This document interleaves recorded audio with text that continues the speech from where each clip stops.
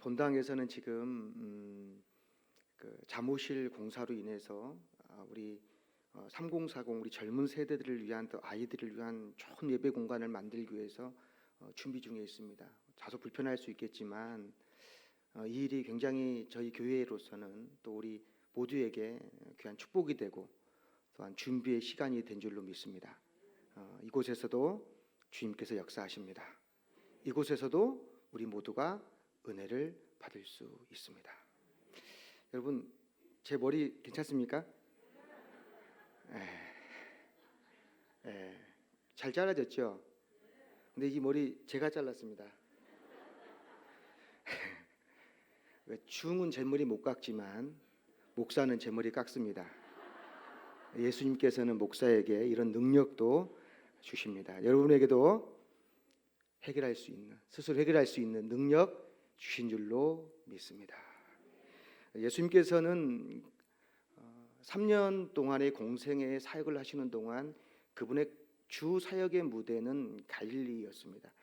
갈릴리는 남북으로 한 21km, 동서로 한 12km 되는, 눈으로 보면은 이 건너편이 보이는 정도의 호수로 치면은 굉장히 큰 호수입니다. 그럼에도 불구하고 인류 역사상 가장 큰 영향력을 끼쳤던 예수님의 활동 무대라고 하기에는 다소 좁은 공간입니다.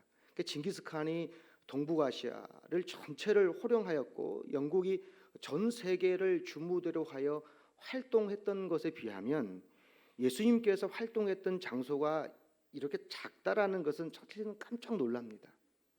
3년이라는 짧은 시간 동안 갈릴리라는 조그마한 그 장소를 통해서 하셨던 그 일이 수천 년의 역사를 만들어가고 앞으로의 그 역사를 이끌어간다라고 생각해 보면 우리가 일하는 그 시간, 우리가 활동하는 그 범위가 사실은 그 영향력과는 다르다라는 생각을 하게 된다는 것이죠. 때문에 예수님의 그 이야기를 살펴보고 그분의 행하였던 그 일들, 걸어갔던 그 길을 우리가 묵상하고 연구하고 따라해 보는 것, 여러분 그것이 굉장히 중요한 일이라는 것을 생각해 봅니다. 가난한 목수의 아들로 태어나서요, 하나님의 아들로 그 인정받는 데까지 걸리는 그 시간 동안 그 예수님께서 행하셨던 그 일을 통하여 그 땅을 살아가는 수많은 그 사람들이 하나님의 은혜를 경험하고 또 하나님의 아들로 인정받고 그분이 십자가에 달리시고 부활하는 그 사건을 우리가 묵상하고 해가는 그 모습들, 오늘 말씀을 통하여서 우리가 이 오병이어 그 사건을 통해 우리가 그 은혜를 체험하게 될 텐데, 사실은 이 오병이어 이 사건은요, 예수님께서 사람들에게 우리가 기다렸던 임금이 이분이 아닐까, 이분이야말로 하나님이 보내신 선지자이구나라는 것을 대중들 앞에서 증거해 주는 사건이 되었다라는 것입니다. 이 오병이어 사건이 얼마나 중요했으면 사복음서에 다 기록되어 있어요. 예수님의 네 제자가 예수님의 이 이야기 중에서 이 이야기만은 자신들의 삶 속에 깊이 새겨졌던 것이죠. 모두에게 새겨졌다는 것입니다. 때문에 이 말씀을 대하는 저와 여러분의 삶 가운데 이 말씀은 기록된 이 말씀은 더 기억되어지고 더 새겨질 말씀이 확신하게 됩니다. 예수님은 놀라운 이 말씀을 선포하시고 이 기적을 행하실 때예요. 사실은 그 예수님은 사건의 그 기적을 행하시면 예수님은 그곳에 오랫동안 머물지 않습니다. 예수님은 떠나버리셔요. 그 이유가 무엇인지 알 수 없지만 예수님은 오래 머물지 않습니다. 그래서 이 갈릴리라는 이 조그만 그 호수에서 기적이 일어나면 예수님은 호련히 때로는 제자들을 두고서 떠나버립니다. 배를 타고 갈릴리 이곳저곳 건너가시면서 예수님은 한적한 곳으로, 사람이 없는 곳으로 예수님은 떠나갑니다. 오늘 말씀 속에서 예수님은 배를 타고 갈릴리를 건너가셨다라고 표현하고 있습니다. 세례 요한의 죽음의 소식이 들려왔기 때문인데요. 여러분, 세례 요한은 예수님에게 세례를 주었잖아요.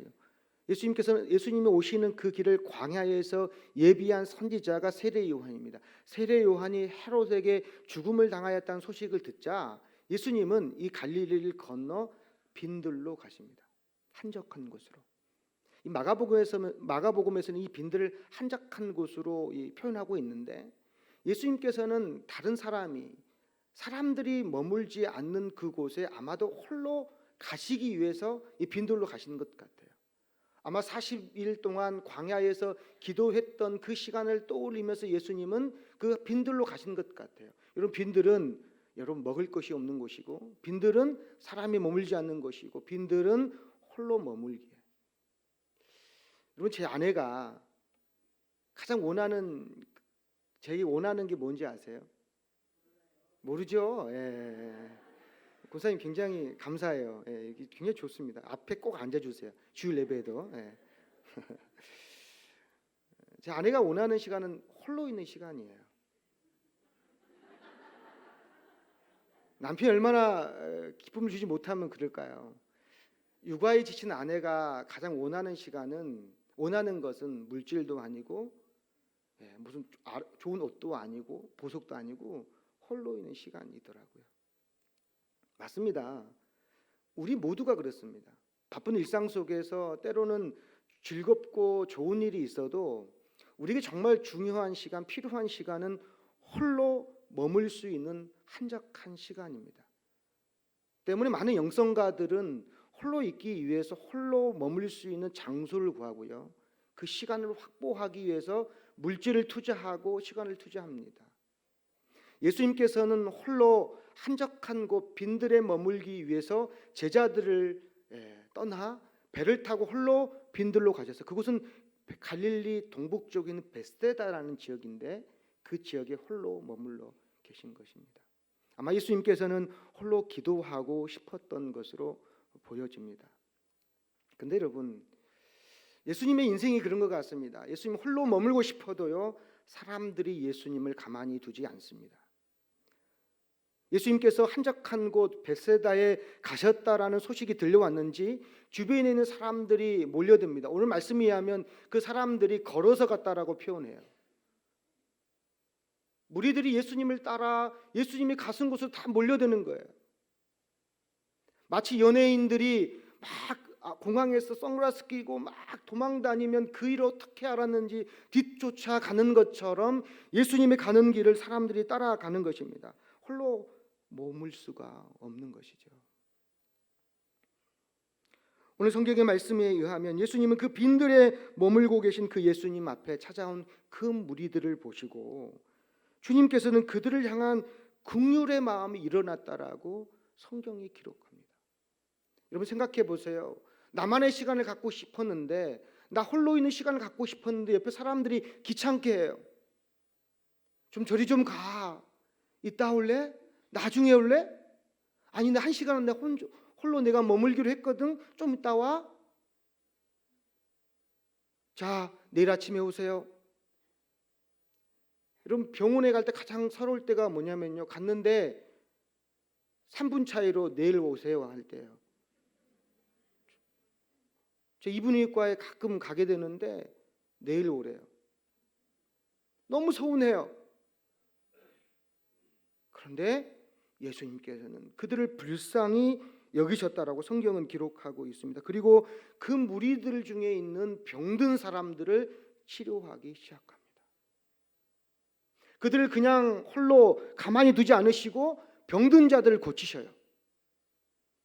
마태복음에서는 병든 자들을 고친다고 나오지만 마가복음에서는 가르치신다는 표현까지 나와요. 그러니까 예수님께서는 몰려든 무리들을 가르치시고 하나님 나라의 복음을 증거하시고 병든 자를 고치시는 거예요. 왜요? 주님의 눈에는 아픈 사람이 보이거든요. 눈이 안 보인 사람들이 보이고 다리를 저는 사람들이 보이고 마음이 상한 자들이 보이는 겁니다. 보이는데 어떻게 해요? 고치실 수밖에 없잖아요.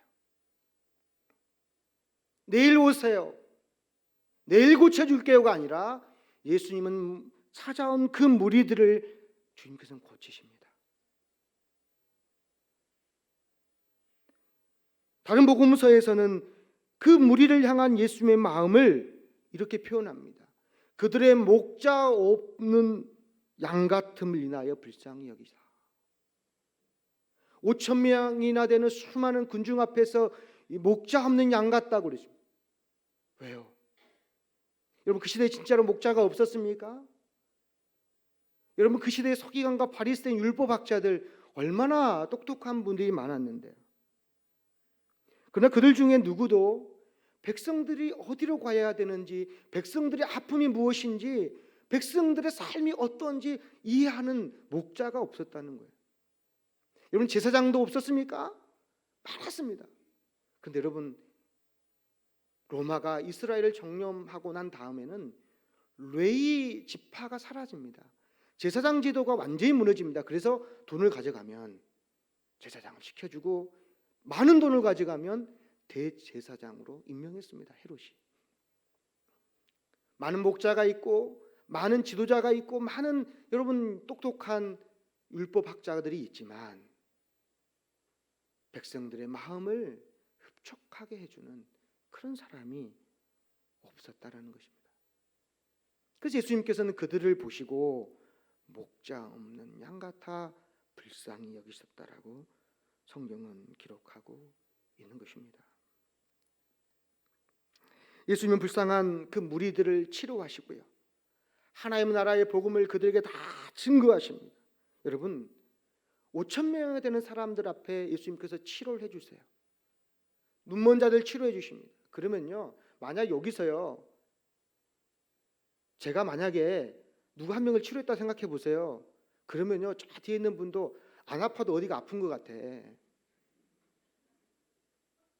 나도 좀 아픈 것 같아요. 있는 병 없는 병 다 내어놓습니다. 왜요? 치료받기 위해서. 그와 같은 기적이 일어나게 되면 5천 명이나 되는 환자들이 다 아픕니다. 그리고 다 치료받습니다. 또는요 병 고치는 일이 일어나고 하나님의 복음이 온전히 증거될 때 이런 사람들의 마음이 어떻습니까? 감격하지 않습니까?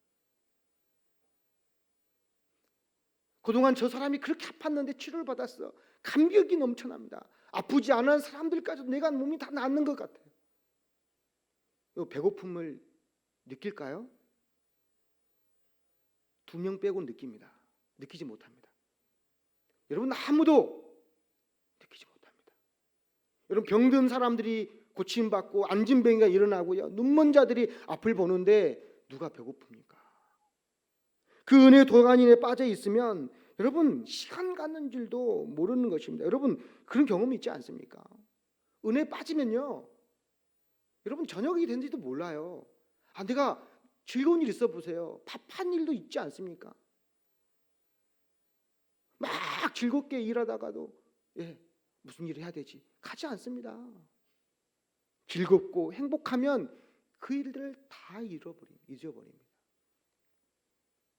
시간이 가는 줄도 모르고 배고픔도 잃어버리고 기도하는 일에 또 찬양하는 일에 다 빠져드는 것이 아니겠습니까? 그런데 여러분 오늘 말씀 보게 되면 모두가 이와 같은 은혜의 도가니에 빠져 있을 때 여러분 해가 지는 것이 보이는 사람이 있어요. 해가 지니까 날이 저물어 가니까 여러분 그 시간이 가는 것을 이 제자들이 인식하게 되는 겁니다. 예수님께 다가가 예수님께 이 제자들이 묻는 거예요. 예수님 저녁이 됐어요. 이곳은 빈들이라서 먹을 것을 구할 수 없으니까 예수님 이 사람들을 마을로 보내 먹을 것을 사 먹게 해야 될 것 같습니다라고 제자들이 예수님께 말을 겁니다. 여러분 제자들이 예수님께 이와 같은 제안을 한 이유가 무엇일까? 물론 성경마다 복음서마다 이 질문을 하는 주체가 다르기는 합니다. 그러나 오늘 본문에 의거해서 왜 제자들이 예수님께 이와 같은 질문을 할까? 이와 같은 제안을 할까? 여러분 병 고치는 일과 은혜 받는 일보다 여러분 먹는 게 더 중요합니까? 어떤 일을 더 중요하게 여겨야 합니까? 병 고치는 일이 더 중요하지 않습니까? 병 고치는 사람들이 막 살아나는데 그깟 좀 밥 안 먹으면 어때요? 예배 가운데 은혜가 쏟아지는데 좀 밤 늦게 먹으면 어떡해요?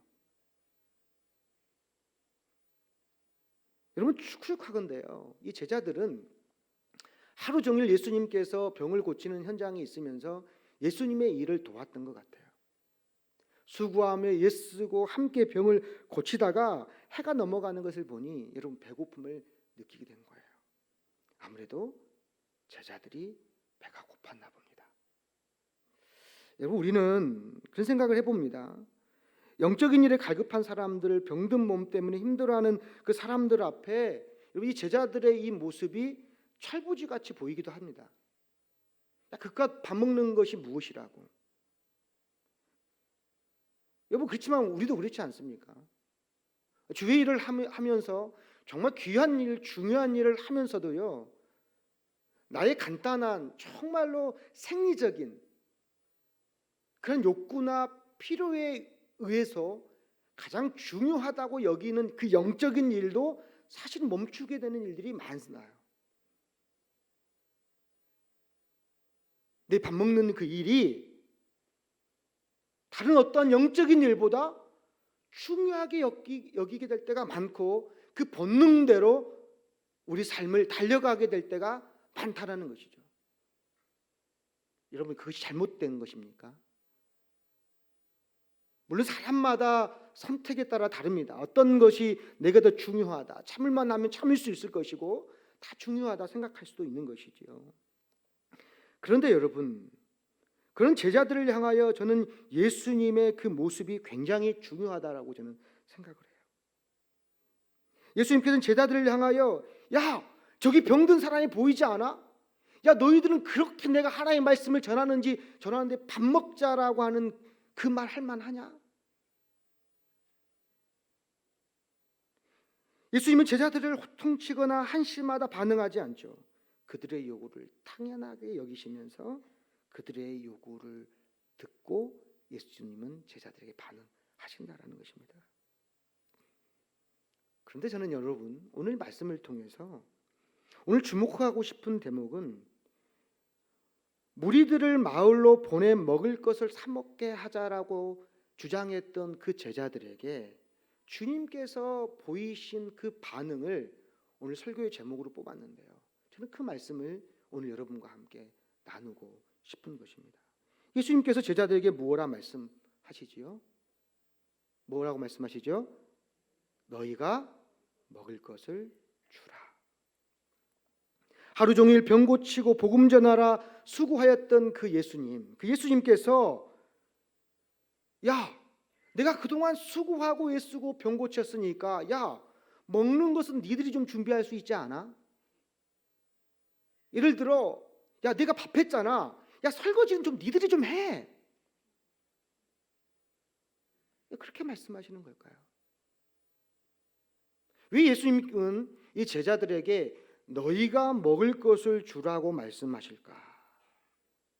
여러분 예수님은 제자들이 가진 것은 소년으로부터 받은 물고기 보리떡 5개와 물고기 2마리밖에 없다라는 것을 주님은 알고 계십니다. 제자들의 한계가 무엇인지, 제자들의 능력이 무엇인지, 제자들이 가지고 있는 것이 무엇인지 예수님은 아신다라는 거예요. 그런데 예수님께서는 제자들에게 너희가 먹을 것을 주라 이렇게 말씀하실까?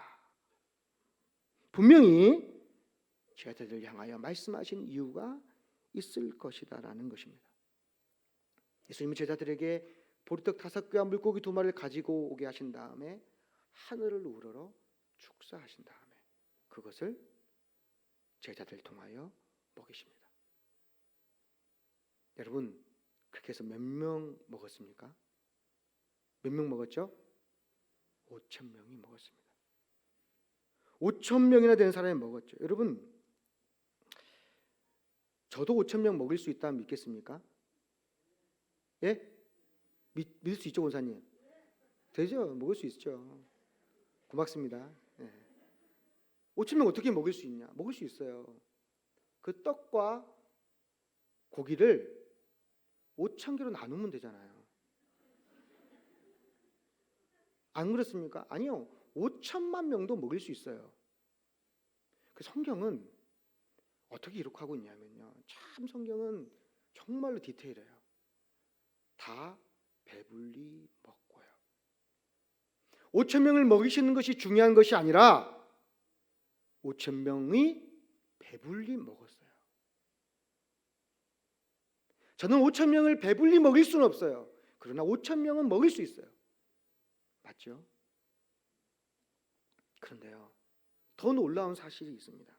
그 놀라운 사실은 먹고 남은 양을 거두었더니 얼마큼 남았습니까? 12광줄이. 무슨 말이에요? 처음에 있었던 양보다 먹고 남은 양이 어떻게 되는 거예요? 더 많았다는 거예요. 이게 무슨 말이냐면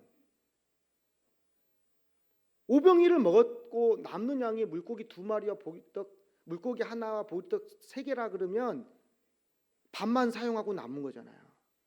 그런데 남은 양이 처음에 있었던 것보다 더 많다는 거예요. 기적이 일어난 거잖아요. 무엇이에요? 떡을 떼고 나눴는데 떡이 불어났다는 겁니다. 떡이 늘어났다는 거예요. 떡이 더 많아졌다는 거잖아요.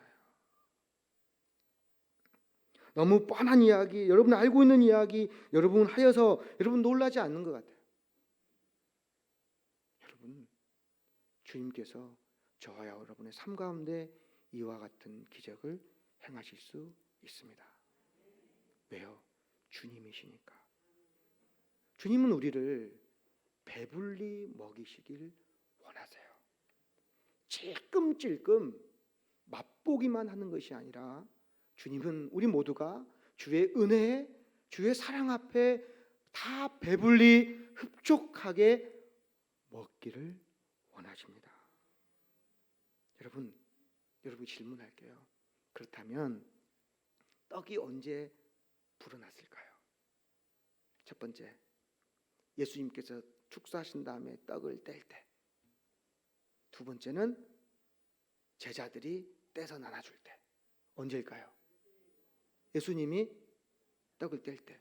자, 이제 추측입니다. 예수님께서는 제자들에게 명하셨어요. 50명이나 100명씩 앉히라고. 여기는 아이들은 빠진 숫자예요.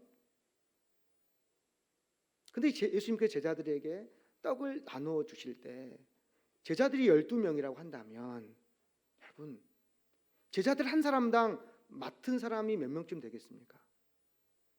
400명 내지 500명이에요. 그러면 예수님이 떡을 떼어주면 500명분을 가지고 갈 수 있을까? 상상해 봤습니다. 예수님께서 왜 너희가 먹을 것을 주라라고 말씀하셨을까? 예수님께서 오병이어를 떼어서 주신 다음에 제자들은 분명 자기가 들고 갈 수 있을 양의 떡만 가져가진 않았을까요? 근데 어떻게 해요? 자기 앞에 놓여있던 그 무리 앞에서 예수님이 제자들에게 떼어주셨던 것처럼 제자들이 예수님처럼 떼어주니 500명을 먹일 수 있는 그 일이 그곳에서 일어난 것은 아닐까? 그런 생각을 해보게 됩니다.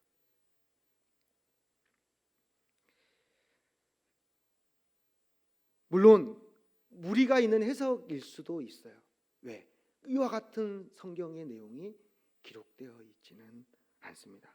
그러나 예수님께서 제자들로 하여금 너희가 먹을 것을 주라 이렇게 하신 이유를 생각해 보면 아마 주님은 제자들에게 떡만 떼어 주신 것이 아니라 그들에게 능력 또한 떼어 주신 것은 아닌가 생각하는 것이죠. 왜 그럴까요?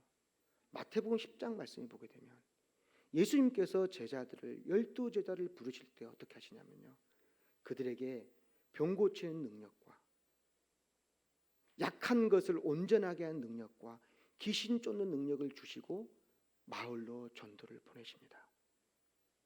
이미 마태복음 10장에서 제자들에게 그 능력을 주셔서 복음을 증거하게 하셨습니다. 그렇다면 이 능력을 주님께서 제자들에게 주시지는 않으셨을까 생각하게 된다라는 것이죠. 때문에 예수님은 이 빈들에서 제자들에게 떡을 떼어 주실 때 떡만 떼어 주시는 것이 아니라 능력을 떼어 주었다고 해석할 수 있는 것입니다. 우리가 이 말씀을 통해 배워야 되는 것, 제자들이 예수님께서 너희가 먹을 것을 주라라고 말씀하실 때 주님 이들을 마을로 보내 먹을 것을 사오게 하소서라고 주님께 간청하는 것이 아니라 주님과 저희들이 이 제자들에게 먹을 것을 주어야 할 것 같습니다. 주님께서 병들어 힘들어하는 사람을 고치신 것처럼 굶주려 있는 이 사람들 지금 먹여야 될 때입니다라고 주님께 말씀해야 되는 것은 아닐까.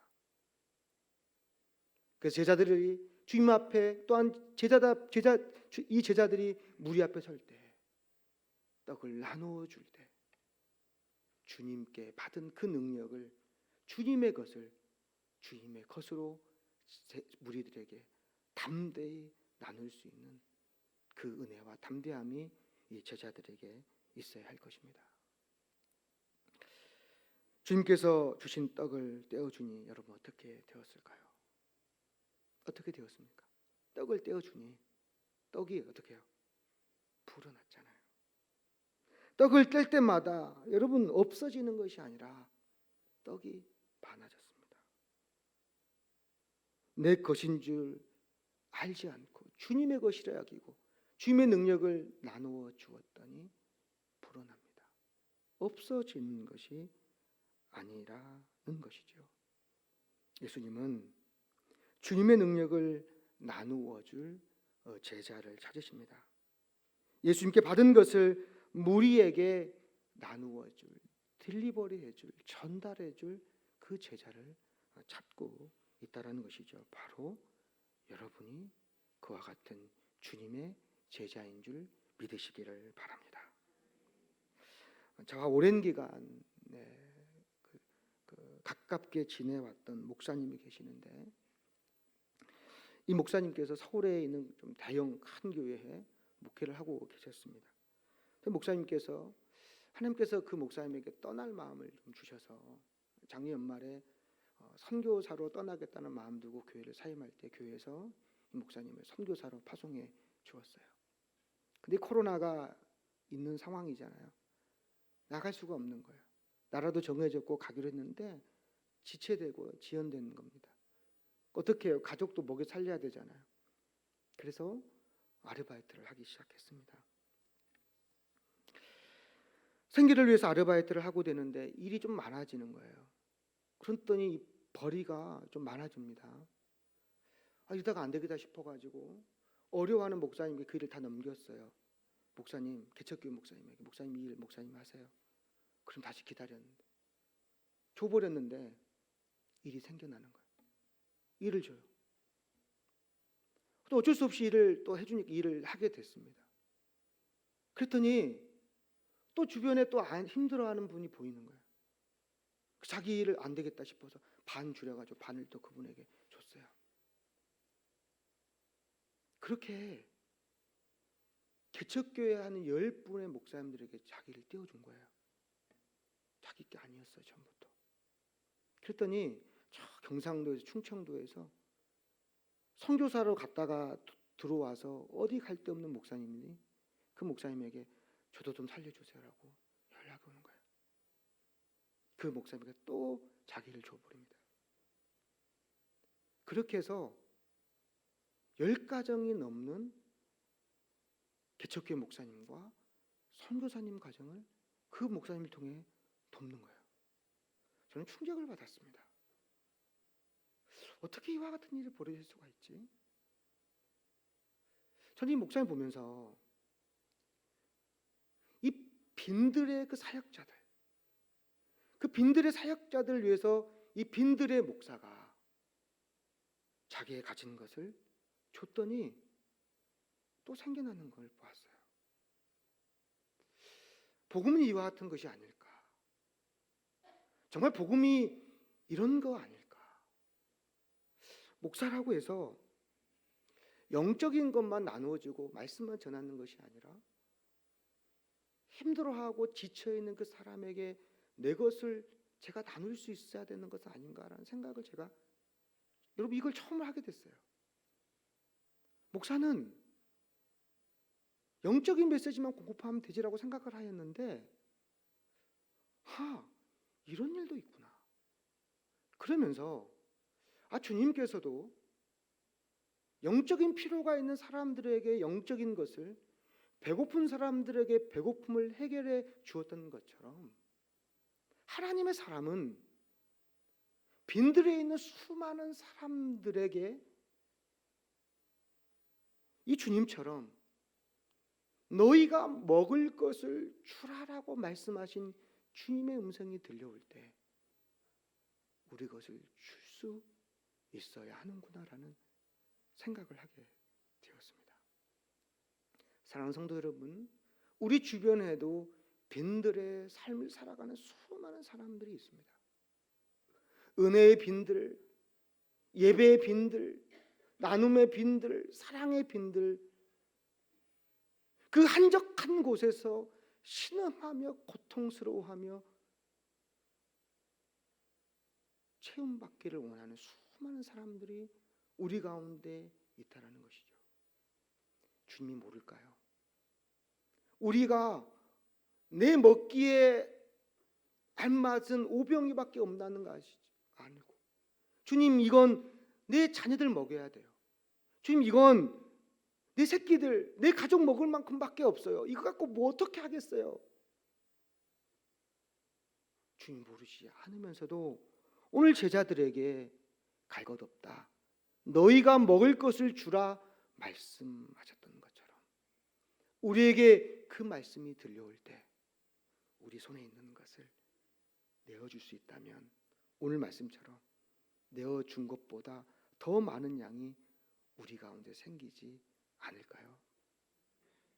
진짜 우리가 이 말씀을 믿는다면, 정말로 이 말씀을 내가 아낌없이 주었을 때 주님께서 내가 가진 거 있는 것보다 더 많은 것을 주님께서 채우실 것을 우리가 믿는다면, 진짜 이 말씀이 나에게 그렇게 다가온다면 여러분 아낌없이 주지 않겠어요? 왜요?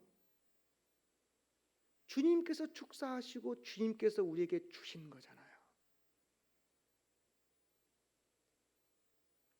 오병이어가 내가 싸온 음식이 아니잖아요. 소년에게 받은 것이고 주님의 축복으로 늘어난 떡이잖아요. 내게 아닌 거잖아요. 여러분 아파트 사서 여러분 재산이 불었습니까? 여러분 저축해서 여러분의 재산이 불었습니까?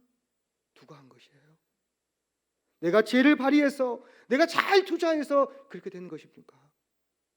주님께서 여러분 삶 가운데 축사하셨기 때문입니다. 그 은혜를 너희가 먹을 것을 주라 말씀하실 때 그 말씀대로 나누어 주면 우리 삶이 더 큰 것으로 채워지게 될 줄로 믿습니다.